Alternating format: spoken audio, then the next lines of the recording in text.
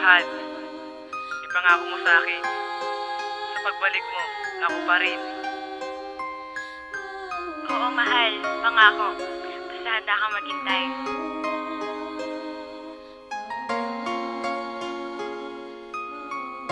PYC Production.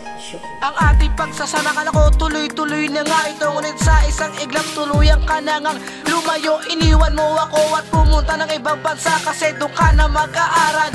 Paano na kaya ang buhay ko kapag wala ka? Ako'y nalilito, nalulungkot tuloy ako pag wala ka sa tabi ko. Ngunit itutuloy ko pa rin ang mga pinangako ko sa'yo, na maghihintay ako kahit tayo ay magkalayo. Sa isa't isa magtitiis pa rin sinta, kasi ikaw ang gusto kong makasama sa panghabang buhay. Kasi ganun kita kamahal, handa kong gawin ang lahat kahit buhay ay isugal. Kasi gusto kong matupad ang mga pangarap nating dalawa. Sabay nating harapin lahat ng pagsubok na darating sa atin. Kaso paano ito magagawa? Wala ka sa tabi ko at hindi kita kasama. Kasalanan ba ang ibigin ka?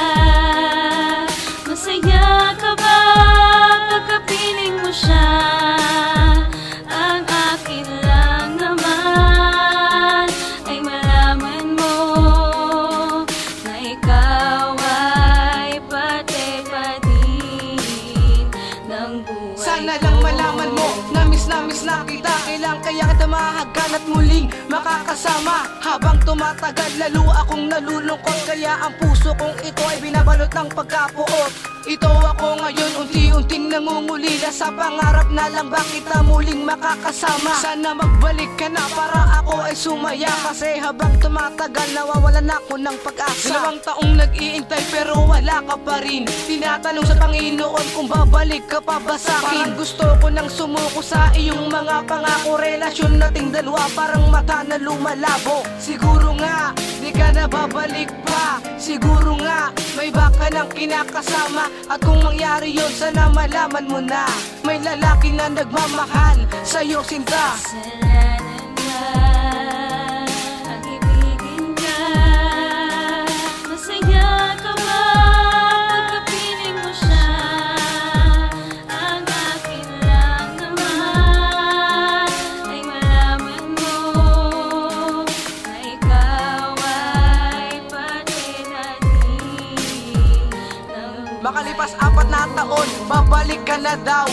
Ako ay sumaya at sabi ka na matanaw. January 18, 2011, bumalik na Pilipinas at sabi kitang yakapin. Pero may agaw tingin at ako ay nagtaka. Pagbaba mo ng eroplano may bata kang kasama, at may lalaki na nakaakbay sa'yo. At bigla mo kung tinawag, ito nga pala asawa ko. Bigla na akong umalis habang pumapatak ang luha. Hindi ko matanggap na ako iyong pinaasa. Kusan akong nasaktan sa aking mga nakita. Sana din na lang pala kita nakilala. Ito lang masasabi ko, sana maging masaya ka na. Paalam na, kakalimutan na kita. Ito ang buhay ko ngayon, parang puno na natumba. May diwata nagbalik na nagpaluwa sa mata.